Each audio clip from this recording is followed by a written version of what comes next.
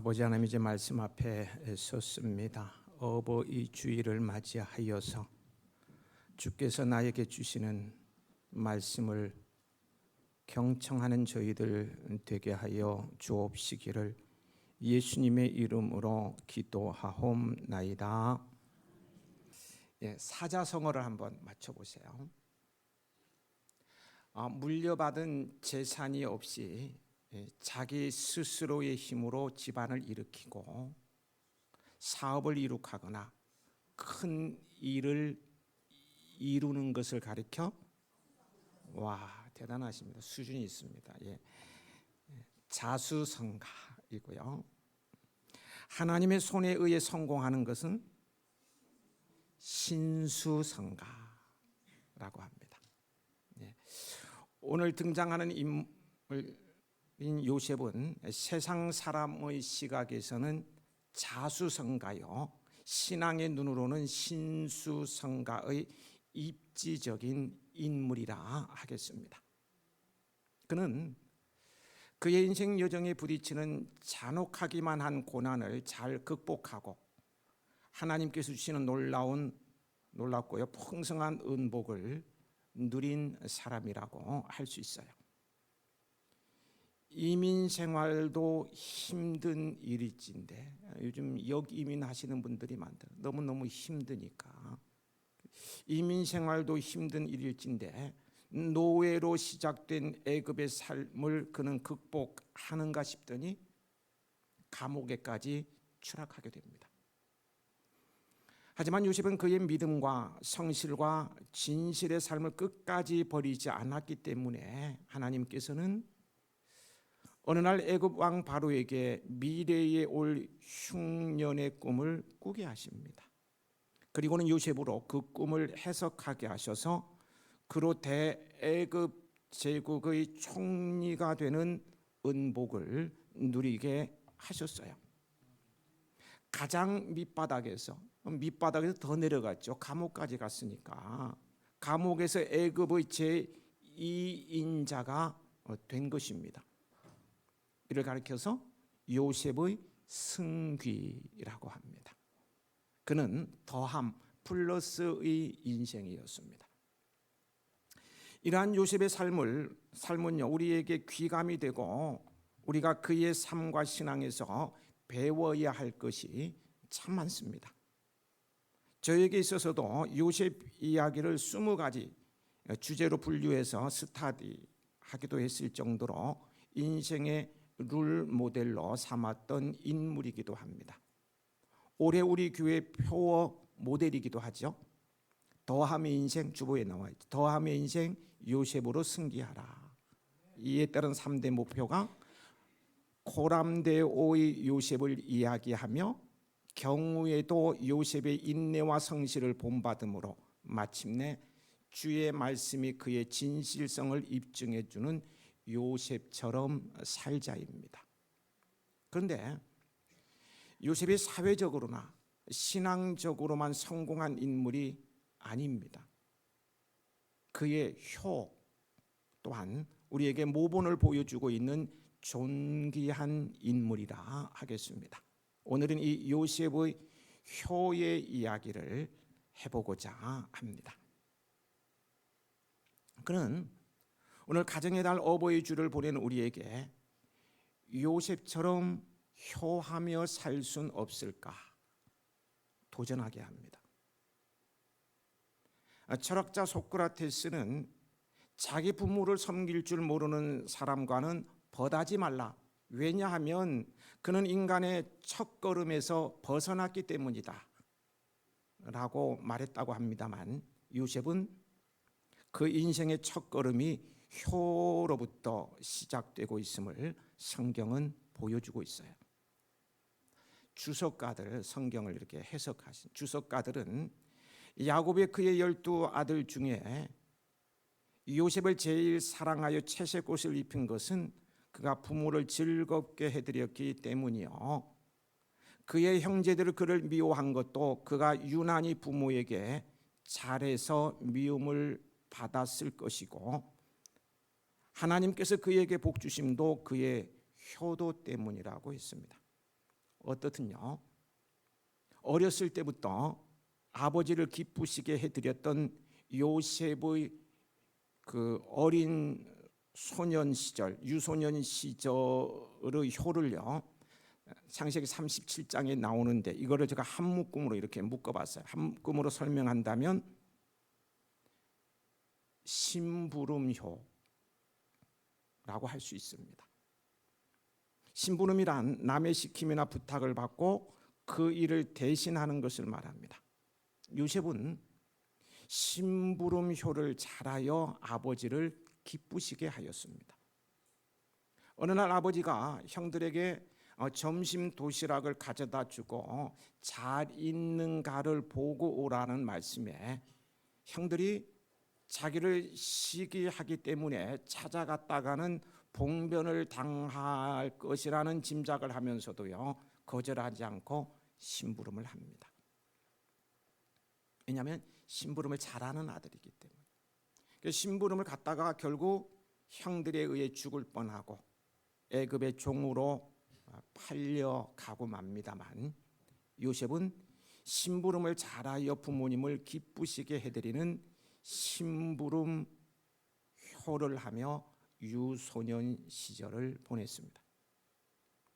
이제 성인이 된 요셉은 노예로 시작된 애굽 생활의 아픔과 고난을 신앙의 힘으로 극복해내고 애굽의 총리가 됩니다. 오늘 본문은 우여곡절 끝에 아버지와 상봉하는 내용이고요, 이 시간은 본문에 구애받지 않으면서 그의 인품과 삶 속에 녹아낸 효들을 하나하나 끄집어내 보겠습니다. 심부름효에 이어 요셉은 안부를 묻는 안부효를 했습니다. 곡식을 사려고 애굽으로 찾아온 형들에게 아버지의 안부를 묻습니다. 부모님의 안부를 묻는 것 작은 일 같으나 큰 효입니다. 오늘 본문에는 없지만 요셉이 아버지를 만나기에 앞서서 세 차례에 걸쳐 안부를 물었어요. 43장 7절 27절 그리고 45장 3절을 보면 형들과 상봉했을 때 먼저 아버지의 안부부터 물었습니다. 부모님의 안부를 묻는 것이 효입니다. 부모님들은 늘 자식들을 생각합니다. 하지만 자식들에게 있어서 부모님들은 항상 우선순위에서 밀려나 있어요. 친구가 먼저요, 애인이 먼저고요, 사업장이 먼저고요, 일터가 먼저입니다. 내 꿈을 성취하는 게 우선이에요. 그러나 부모님은 자신들의 모든 일 중에서 우선순위는 자식입니다. 자식에게 어려움이 생기면 우선적으로 달려갑니다. 빚을 내서라도 문제를 해결해 주려고 애쓰십니다.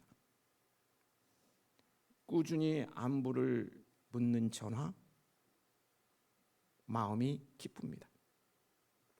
안부를 묻는 것 돈 들지 않습니다. 그러나 최고의 효야. 요셉은 안부를 물을 뿐 아니라 얼굴을 베어드리는 상면효를 했습니다. 29절 30절에 나오는데 같이 읽어보실까요? 29절 30절 요셉이 그의 수레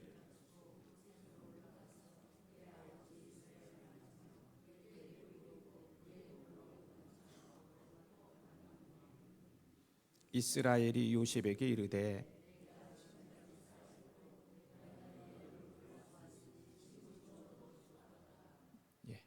살아서 다시 만남으로 인해 아버지의 근심이 사라졌어요. 부모님의 마음은 자식들이 건강히 잘 사는 것을 보는 것만으로 기쁜 것입니다. 자식 부부가 화목하게 사는 모습을 보시면 기뻐하십니다. 그래서 자식들은 종종 부모님 앞에 얼굴을 베어 드려야 합니다. 손자들을 데리고 가서 베어 드려야 합니다. 아우 애가 학원 갔어요, 독서실 가서 못 와요, 그러지 말고 손주들 데리고 가서 베어 드려야 돼요. 저희 어머님께서 살아생전에 제가 일이 바쁘다는 이유로 몇 주간 찾아뵙지 못하면 저에게 전화를 하셔서 이렇게 말씀하시곤 하셨어요. 요즘 바쁘지? 오늘 오지 않아도 된다고 말해주려고 전화했다. 나 아무렇지도 않으니 잘 지내고 있으니 걱정하지 마. 이게 무슨 전화입니까? 잘하시네. 저는 몰랐어. 하늘나라가 가신 후에 어머님이 떠올릴 때마다 이 말씀들이 생각이 나요. 요즘 바쁘지? 오지 않아도 된다고 전화한 거야? 걱정하지 말고 잘 지내? 그러면 예, 어머니 알았어요. 다음 주에 찾아갈게요.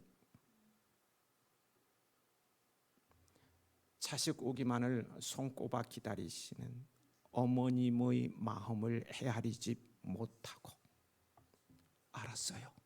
다음 주에 갈게요. 그런데 어느 날 어머니가 전화한 게 아니고 저희 누님이 전화 왔어요. 의식불명으로 쓰러지셨다. 너무 가슴 아파. 찾아뵐 걸. 그래서 저 장모님이 누워 계실 때 제 안에 여기서 칠곡까지 매주 갔어요. 제가 쌍손 들고 환영했습니다. 내가 한이 나와서 가라고 또 가라고.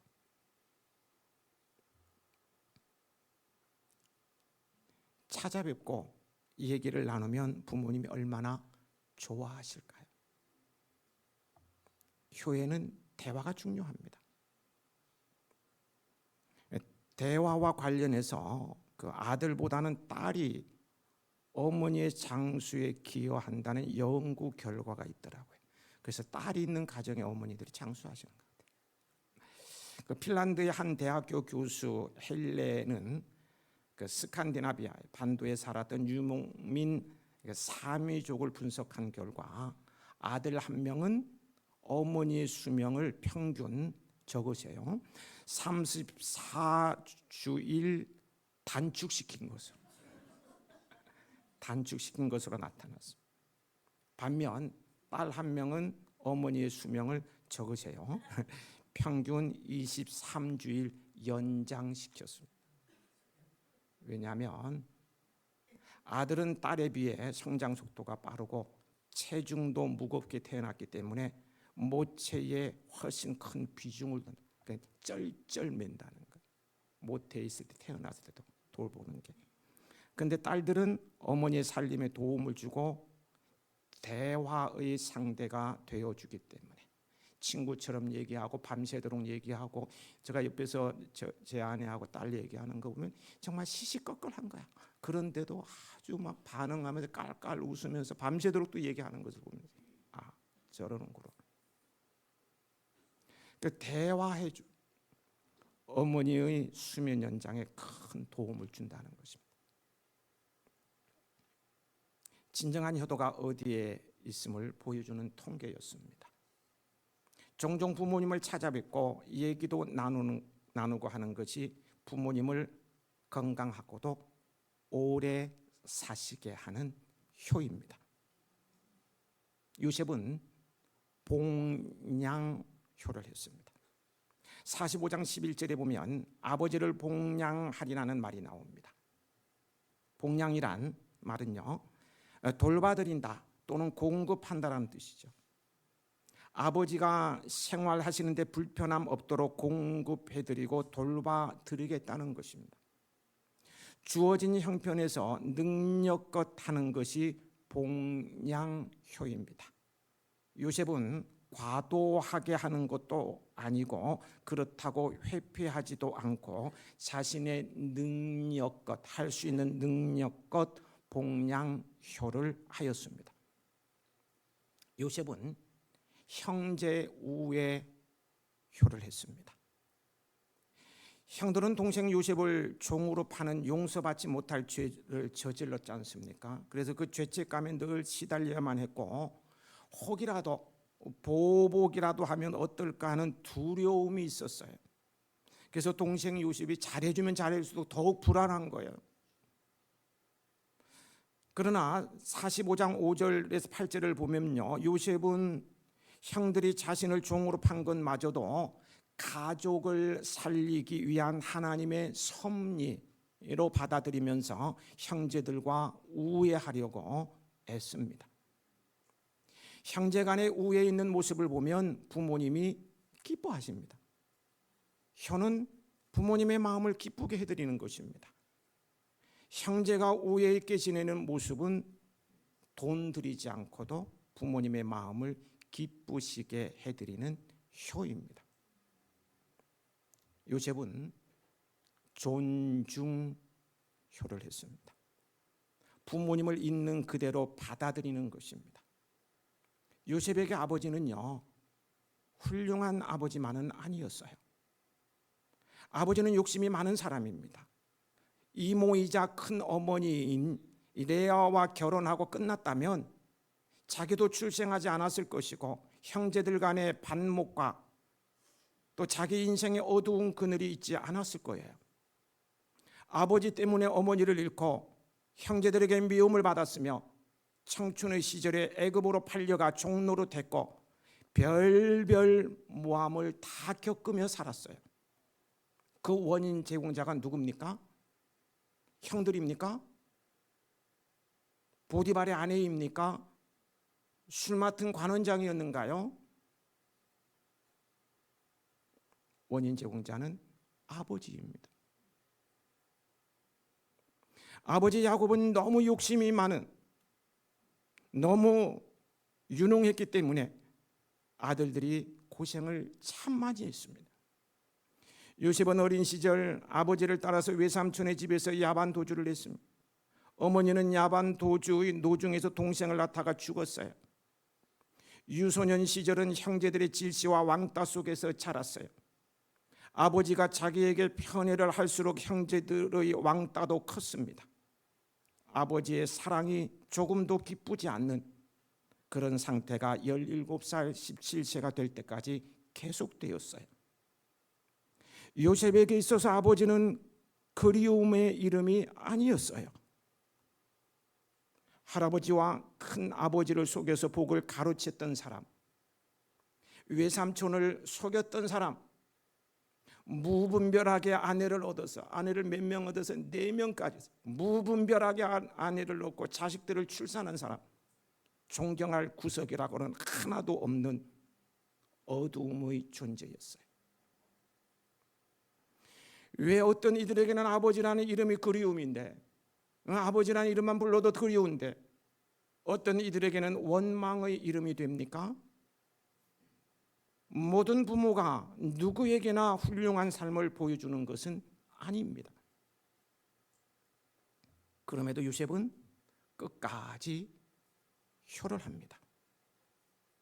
효라는 것은 부모의 사랑과 그리움이라는 조건이 개입되지 않습니다. 부모님께서 나를 사랑하시고 모든 것을 희생해 주었기 때문에 부모님은 그리운 분이시고 고마우신 분이 그리워서 효하는 것이 아니라는 거예요. 그런 조건이 개입되지 않는다는 거예요. 자녀들에게 있어서 모든 부모님들은 다 훌륭합니다. 조건을 갖추었기 때문이 아닙니다. 그들은 아버지가 되고 어머니가 되기에 훌륭하고 그리움이 되는 거예요. 요셉에게 있어서 아버지는 바로 그런 존재였습니다. 그러기에 효의 대상이 될 수밖에 없었어요. 그래서 그는 아버지의 모습을 있는 그대로 받아들이는 존중효를 했습니다. 요셉은 아버지를 존중했을 뿐 아니라 아버지가 하는 일에 대해 긍지와 자부심의 효를 했습니다. 거기 31절부터 34절에 보면 나옵니다만, 요셉의 아버지 야곱, 이스라엘, 야곱은 목축업자입니다. 애굽인들은요, 목축하는 사람들을 매우 천하게 여겼어요. 사람 대접 안 했습니다. 그러나 요셉은 아버지에게 바로 왕 앞에 떳떳하게 선조들부터 이 조상 대대로 목축업을 했다고 말하라고 일러주었습니다. 뭐 하는 사람이 물을 때 하고 넘어가지 말고 당당하게 얘기하십시오. 요셉은 아버지의 직업을 부끄러워하지 않았어요. 아버지가 하시는 일에 대한 긍지와 자부심을 가지고 그 일을 계속하도록 배려해 드렸습니다. 직업에는 귀천이 없습니다. 공익이 되며 땀 흘려 일할 수 있는 일이라면 다 귀한 것입니다. 미국의 어느 시골에서 어머니와 아들이 살고 있었습니다. 어머니는 낮에는 양계를 하고 밤에는 삭바느질을 하면서 아들을 공부시켰어요. 아들은 열심히 공부해서 초등학교를 1등으로 졸업하며 대통령 표창과 함께 메달을 받게 되었습니다. 그런데 어머니가 졸업식에 오지 않으시겠다고 했어요. 냄새나고 추한 데가 가면 오히려 내가 부끄러움이 될 것이다 면서 다른 볼 일들이 있다고 막 핑계를 대면서 안 간다는 거야. 그때 아들은 이렇게 말했어요. 어머니가 없는 졸업식은 필요 없어요. 메달도 소용이 없어요. 어머니 꼭 오셔야 해요. 아들의 성화에 어머니가 졸업식에 참석했어요.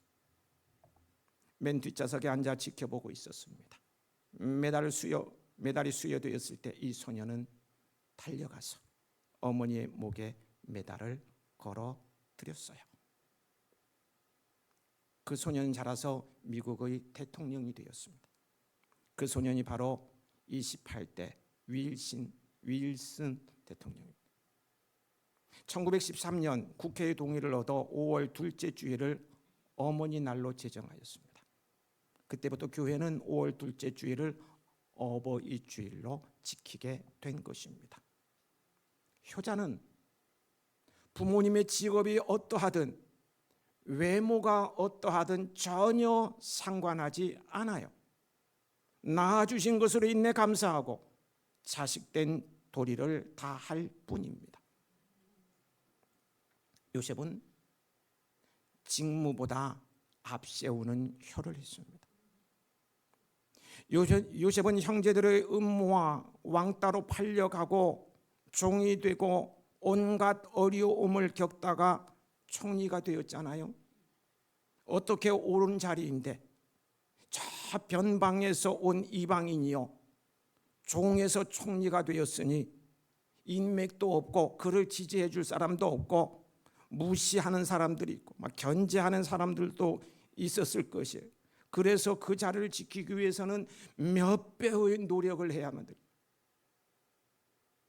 그러나 그는 아버지를 초청해서 온갖 효도를 합니다. 아버지가 세상을 떠났을 때는 50장을 읽어보면요, 아버지의 얼굴에 굽으러 울면서 입을 맞추고 40일 동안 향을 넣어 미라를 만들고 가나안 땅에 들어가서도 7일이나 애곡곡하였습니다. 그 바쁜 사람이 애굽의 총리, 나라가 지금 기근으로 해서 난리법석 할 일이 너무 많아요. 딴짓하다가는 경쟁자에 의해서 어떤 모함을 당할는지도 몰라요. 자리 떠나면 안 돼. 근데 그 바쁜 사람이 일정을 다 접어두고 아버지의 장례를 성심껏 치렀다는 것은요, 효는 말입니다. 그 어떤 것보다 우선해야 하는 것이며 틈을 내서 해야 하는 것이 아니라 다른 것 제쳐놓고 해야 하는 인간의 기본임을 보여주고 있습니다. 요셉은 잘 사는 효를 했습니다. 여기서 잘 산다는 것은 총리가 되었다는 것만을 의미하지는 않아요.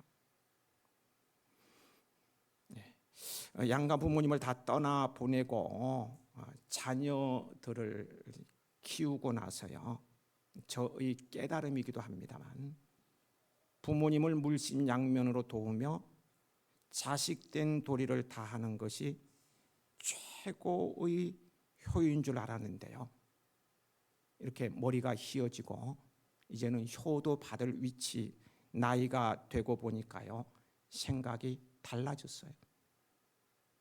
그게 아니더라고. 그게 아니요. 물심양면으로 부모님을 도우고 자식 도리를 다 하는 것이 최고의 효인 줄 알았는데, 나이 들고 머리가 휘어놓고 자식들에게 효를 받을 되고 보니까 그게 아니더라고. 부모님께 잘하는 것 훨씬 중요한 효가 있었어요. 바로 자식이 행복하게 사는 것입니다. 자식이 못나면 부모에게 큰 불효를 끼치게 됩니다. 내가 행복하게 잘 살아야 합니다. 그것이 최고의 효입니다. 진정한 효는 자식된 도리를 다하는 것이 아니라 내가 잘 사는 거예요. 잘 사시기 바랍니다. 잘 살아야 돼요. 요셉은 가문을 빛내는 효를 했습니다. 아버지 야곱이 그 병방에서 오는 애굽 사람들은 천하게 여기는 상종도 하지 않은 목축업을 하는 더러운 사람이잖아요. 그 야곱이 바로 왕 앞에 서서, 당시 세계를 지배하는 왕 앞에 서서 왕을 축복하는, 감히 어느 아니라고 축복했어요. 야곱이 축복했어요. 축복하는 그는 가문을 일구었어요. 요셉은 유언을 받드는 효를 했습니다. 47장 29절 30절에 보면 아버지 야곱이 돌아가시기 전에 내가 죽거든 가나안 땅 막벨라 굴에 선조들과 같이 장사 지내달라고 유언을 하셨는데요, 그 유언을 받들어서 고센 땅 라암셋에서 막벨라 굴까지는 엄청난 거리입니다. 직선 거리로 한 500km, 400km, 그러니까 1000리 이상, 1300이 되는 겁니다. 그런데 길 따라가면 이게 엄청난 거리예요. 엄청난 거리. 그 1000리가 넘는 가나안 땅 막벨라 굴에 아버지를 직접 가서 장사 지냈습니다. 그 옛날 버스도 기차도 없는 시절에 내가 여러 날 자리를 비우면 그 자리가 위험할 수도 있을 텐데, 지금 나라가 막 정신이 없는데, 혼란에 빠져 있는데, 그럼에도 불구하고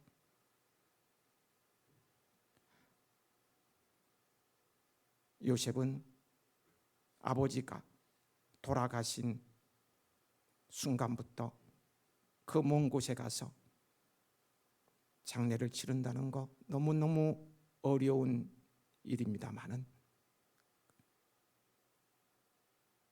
끝까지 아버지의 유언을 받들었습니다. 유언을 받들므로 효를 다했어요. 지금까지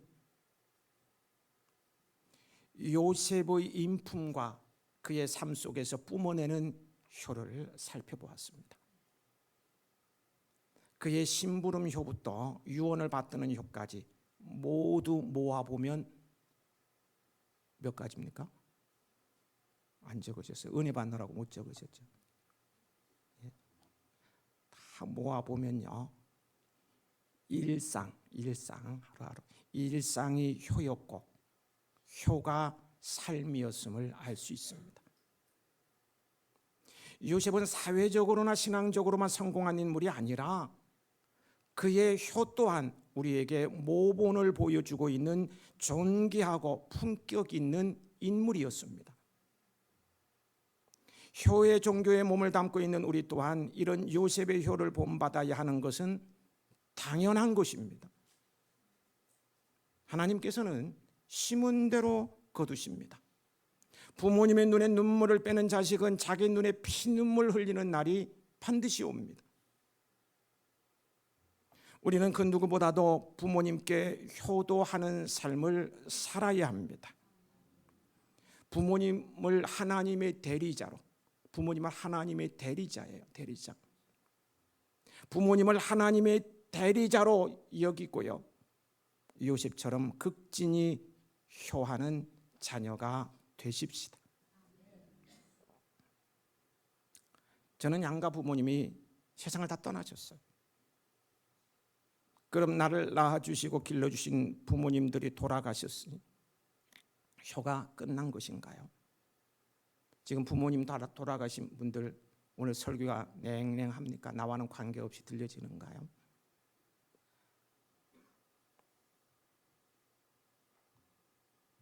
그렇게 생각한다면요, 성경에 가르치는 부모 공경을 잘못 이해하는 거예요. 우리는 효도에 대해서 광의적으로 넓게 광의적으로 해석할 수 있어야 합니다.